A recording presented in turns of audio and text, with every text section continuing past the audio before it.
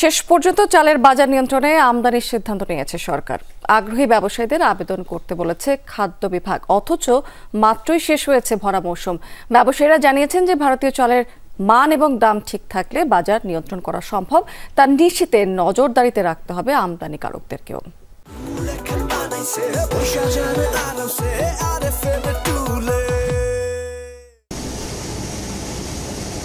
কোরবানি ঈদের পর থেকেই চাল কিনতে হিমশিম অবস্থা। তখন মাত্রই শেষ হয়েছে বড় মৌসুম। কথা ছিল এর ফলে অন্তত মোটা চালের দাম কমবে, কিন্তু হয়েছে তার উল্টো। কেননা মিলারদের বেঁধে দেওয়া দরে ধান বিক্রি করতে হয়েছে কৃষককে।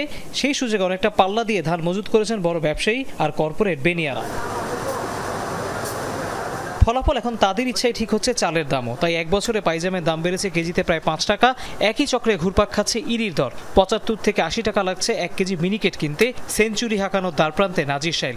এর মাঝেই বাজারে নতুন খবর, বেসরকারিভাবে আমদানি করা হবে চাল, যার বড় চালান আসবে ভারত থেকে। বড় বড় কোম্পানি এবং বড় বড় মিলার, এদের কারণে বাজারে হয়েছে। আজ সরকার এই চাউল আমদানি করতে হয় বাধ্য হয়ে, কেননা এদের কারণে বাজার নষ্ট হয়েছে। এদের কারণে বাংলাদেশের ভাবমূর্তি নষ্ট হইতেছে। দাম যদি মনে করেন দেশি চাল থেকে মিনিমাম 5 থেকে 6 টাকা বা 8 টাকা ডিফারেন্স থাকে, চাল অটোমেটিক চলে। দেশির নাজির, আমরা দেশি নাজির যত বেশি তার চেয়ে বেশি বিক্রি হয়েছে ইন্ডিয়ান নাজির। একমাত্র মান আর হইলো দাম কম। সিন্ডিকেটের ব্যাপার তো, এটা এই কারণে চালের দাম দেশের এই অবস্থা।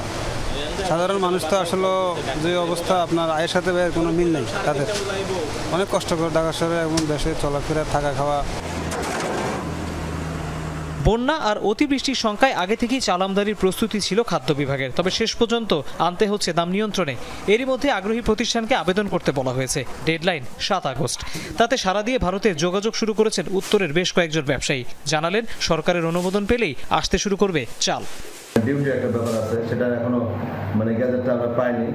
এই গ্যাজেট পাইলে তখন মানুষ আমদানির জন্য উৎসাহিত হবে এবং বাজার এই সরকারি ডিক্লার দেওয়ার কারণে বাজার অলরেডি কমে গেছে এবং আমদানি শুরু হলে আরও বাজার পর্যায়ক্রমে কম।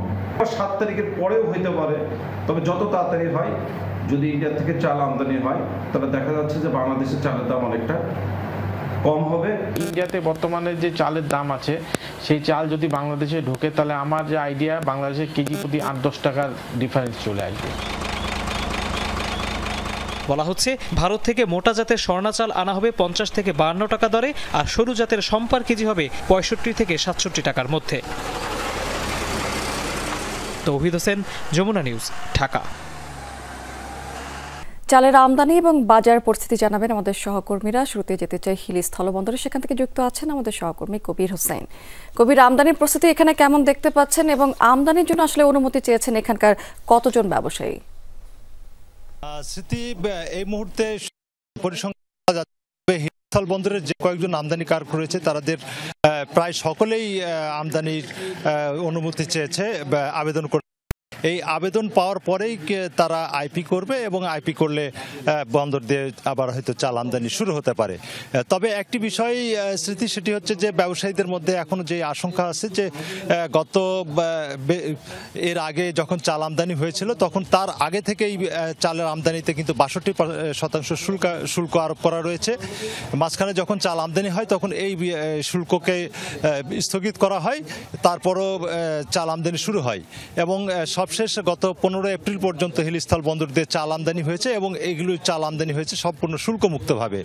অর্থাৎ সরকারের নির্দেশনা 15 তারিখ পর্যন্ত ছিল, যখন শুল্ক ছিল না। তা এই 15 তারিখের পর থেকে কিন্তু আবার সেই 62% যে শুল্ক, আমদানি শুল্ক এবং রেগুলেটরি ট্যাক্স মেলে সর্বমোট 62% যে শুল্ক, সেটি কিন্তু এখন চলমান রয়েছে। যদি আমদানি বলছে যে বর্তমান যে বিদ্যমান যে শুল্ক রয়েছে, সেটিকে যদি গতবারের স্থগিত করা না হয়, তাহলে কিন্তু তাদের চাল আমদানি করে লাভবান হবে না, বা তখন চাল আমদানি তারা এইরকম আশঙ্কা করছে। তো তারা বলছে যে আগামী 7 তারিখে, যেহেতু 7 আগস্ট পর্যন্ত আপনার আবেদনের শেষ সময় দেওয়া আছে, এই আগস্টের পরেই জানা যাবে আসলে কতজন আমদানিকারক অনুমোদন পেয়েছে এবং এর পরবর্তীতে তারা আইপির জন্য আবেদন করবে। তো স্থলবন্দর থেকে সবশেষ পরিস্থিতি। স্মৃতি, কবির, অনেক ধন্যবাদ আপনাকে। এবার আমরা একটু বাজার পরিস্থিতি জেনে আসতে চাই। জয়পুরহাটে যেতে চাই, সেখান থেকে যুক্ত আছেন আমাদের সহকর্মী আব্দুল আলিম। আলিম, মাত্রই আসলে ভরা মৌসুম শেষ হলো, তো এই অবস্থায় আসলে আমদানির সিদ্ধান্ত নিতে হলো সরকারকে। এই মৌসুমে আসলে দাম বাড়ার কারণ কি এবং ক্রেতা বিক্রেতারা এই ব্যাপারে কি বলছেন?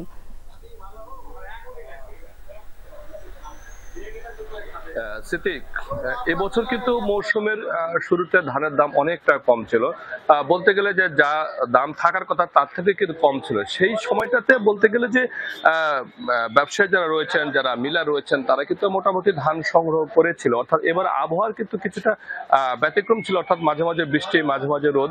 সেই সময়টাতে মোটামুটি ধানের দাম কম ছিল। হঠাৎ করে গত 2 সপ্তাহ আগে ধানের দামটা অস্বাভাবিক, অর্থাৎ 1200 টাকা ধান একদম 1600 থেকে 1700 টাকা দাম উঠে যায়। সেই ক্ষেত্রে দেখা যায় যে বাজারে চালের সরবরাহ কিছুটা কম আসে, সেই সুযোগে দামটা বেড়ে যায়। অর্থাৎ প্রতি কেজি সরু চাল দাম বেড়েছে 4 থেকে 5 টাকা এবং মোটা চালের দাম বেড়েছে 2 থেকে 3 টাকা। এখন যদি আমি বলি, এখানকার যে ব্যবসায়ী তারা যেটা বলছেন যে আপাতত চালের সরবরাহ কিন্তু মোটামুটি ঠিক আছে, ধানের দাম বাড়লো, চালের সরবরাহটা ঠিক আছে। দাম গত 2 সপ্তাহে যে পরিমাণ বেড়েছে সেই অবস্থায় রয়েছে। আপাতত ধানের দাম আর বাড়েনি বা চালের দামটাও ওই রকম বাড়েনি। তারা যেটি বলছেন যে সুপার ফাইন যে সরু চালটি রয়েছে, কাটারি বলে, সেটি খুচরা বিক্রি হচ্ছে 74 থেকে 75 টাকা, পাইকারি বিক্রি হচ্ছে আরো 1 টাকা কমে, এবং জিরা শাইল যে ধান চাল সেটি বিক্রি হচ্ছে 74-75 টাকা, এবং লোকাল যেটি আছে সেটি স্থানীয় পর্যায়ে সেটার দাম আরো 2-1 টাকা কমে বিক্রি হচ্ছে, এবং 29 জাতের ধান চাল বিক্রি হচ্ছে আপনার 55 থেকে 56 টাকা, বা কোনো কোনো ক্ষেত্রে 60 টাকা বিক্রি হচ্ছে, এবং স্বর্ণ 5 জাতের চালটা বিক্রি হচ্ছে 55-56 টাকা। তো এখানকার ব্যবসায়ী যেটা বলছেন যে মূলত মাঝখানে ধানের সরবরাহ বাজারে কম, অর্থাৎ বাজারে কিন্তু এই সময় ধান নাই, যার কারণে চালের দামটা কিছুটা বৃদ্ধি পাচ্ছে, এমনটা কিন্তু এখানকার ব্যবসায়ীরা বলছেন। আলিম, অনেক ধন্যবাদ আপনাকে।